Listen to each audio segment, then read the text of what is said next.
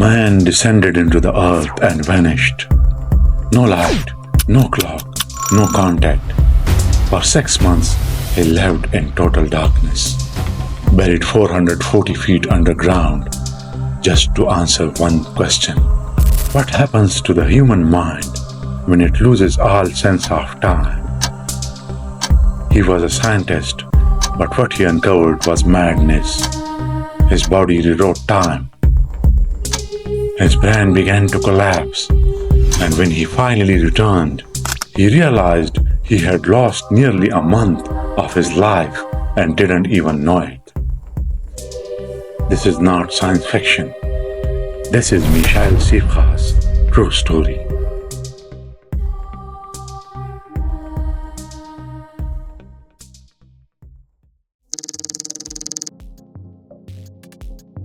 The year is 1972.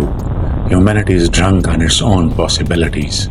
Just 3 years ago, Apollo 11 touched the surface of the moon, and mankind dared to believe there were no more limits. The sky was no longer the final frontier. But while humanity's gaze was turned outward, dreaming of galaxies far away, Michel Siffre chose a different path: to venture inward, to map a universe far more treacherous than any alien world, the unexplored wilderness of the human mind. Siffre was no ordinary scientist. Trained as a geologist, obsessed with time and memory, he saw caves not just as holes in the earth, but as portals into understanding how humans experience time itself.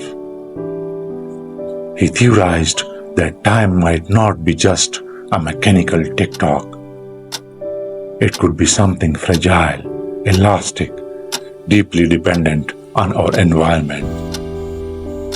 And there was only one way to find out: total sensory isolation.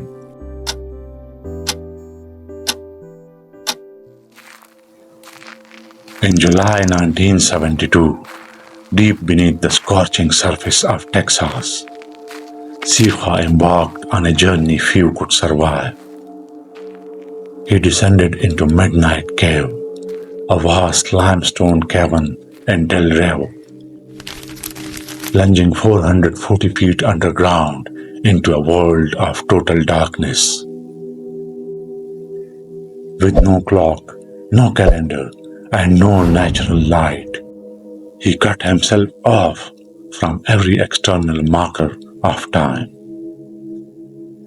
His only link to the outside world, a simple telephone, used not for conversation, but to report two things only: I am awake, I am asleep. Then darkness, total, unrelenting. At first, the mind clung to old rhythms. Siffre maintained routines: eating, reading, exploring. But within days, his internal biological clock began to drift. Humans rely on a structure called the suprachiasmatic nucleus, a cluster of 20,000 neurons in the brain designed to align our body's rhythms with the Earth's 24-hour cycle. Without sunlight as an anchor, his brain started inventing his own time. His world became a slow-motion dream. Time became liquid. Hours blend into days without noticing. Siffre days stretched longer and longer. Not 24 hours, but 48-hour cycles. 36 hours of wakefulness, 12 hours of sleep. His body, once synchronized to the rhythms of sun and stars, now danced to the pulse of the abyss.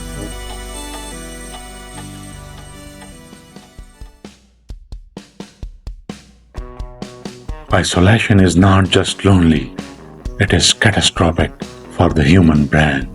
Deprived of stimuli, the mind begins to create its own reality. Siffre heard phantom voices, saw fleeting figures that melted when approached. His speech became jumbled, his memory a shattered mirror. Scientists later compared it to sensory deprivation torture. Isolation, they learned, rewires the brain, pruning neurons, triggering hallucinations, even psychosis, altering chemicals like serotonin and dopamine.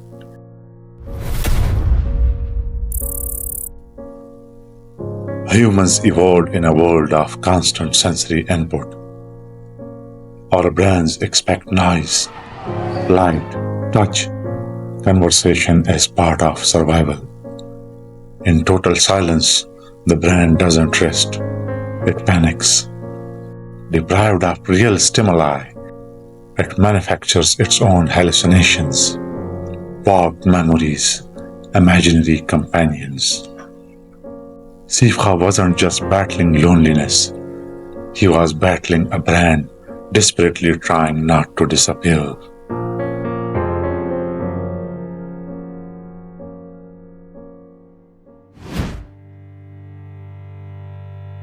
Days and weeks became meaningless.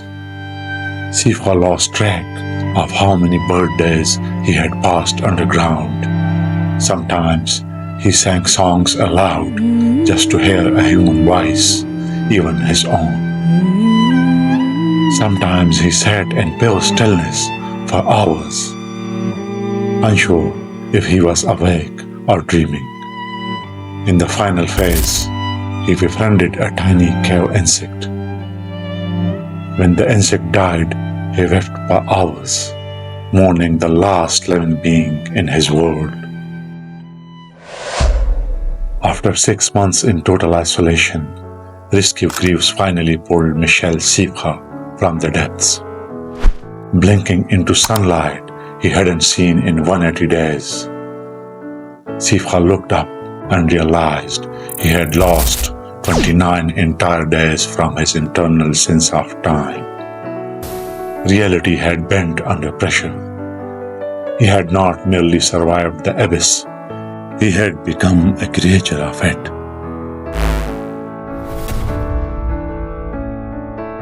Michel Siffre's sacrifice unlocked doors that had been sealed for centuries.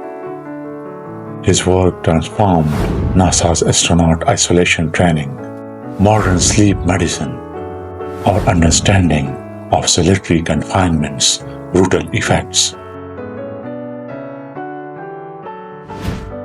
Is time a river we float down, or is it a tapestry woven and torn apart by our minds? Michel Siffre proved that time is not just an external force, it is an internal illusion, fragile, shifting, endlessly strange. His journey reminds us the final frontier is not space, it is the mind itself. If you are fascinated by true stories where science meets the human spirit, subscribe for more journeys beyond the edge of ordinary reality. Because sometimes the darkest caves hold the brightest truths.